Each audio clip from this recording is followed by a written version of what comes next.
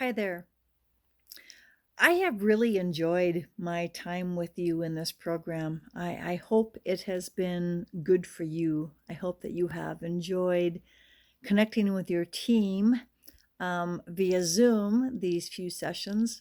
I'm very much looking forward to connecting in person next week in Lander. We have one more session to go through, actually, two sessions. I think the numbers are 5 and 6.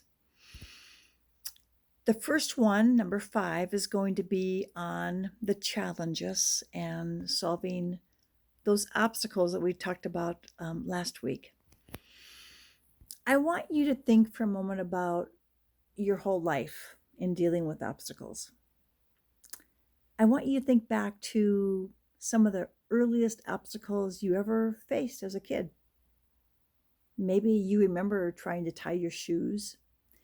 Maybe you remember kids at school being mean to you or somebody else. Oh my gosh, I remember being in the school bus when in the next bus over, one of my friends sat. She was mentally and physically challenged. We had made our first Holy Communion together as, I think, second graders, if I recall, first or second graders anyway. And Melanie couldn't talk and couldn't walk very well, but I helped her, and we were great friends. Somebody in my bus, a boy, was making fun of her. You know, I can still paint that picture for you. I can still tell you how I felt. What I hate to admit, even to this day, is that I didn't say anything to him. I didn't know how to deal with it. And my mom was the kind of person who said, if you can't say something nice, don't say anything. And silence can be golden and all that kind of stuff. So, we've heard a lot of things about obstacles and solving problems. And what I think is important is that we do it.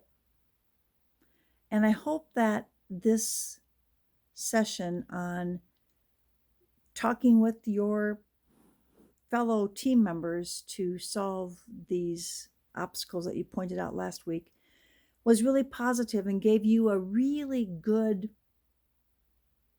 opportunity to see that you guys can solve problems together. And you probably have already been doing that. So this might not have been anything new, but it's a really healthy activity when we help each other. So I'm really looking forward to these because I think they're very real. Staff shortages, timelines. No one's ever got enough time, and time gets crunched, especially when you've got, seasonal work like you do and deadlines. Oh my gosh, deadlines. So lots, and tunnel vision. Oh my gosh.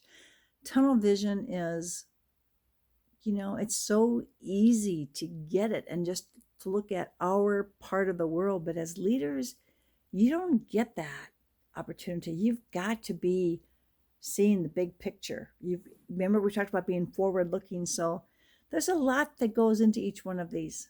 So I hope your discussions were fun and rich, and I saved room on the handout for us to all write copious notes on what each other says, and given the time, hopefully we can talk about them and figure out which ones work best for us, because that's really the goal. Then the second session is about communication. Now that topic is still so very, very big.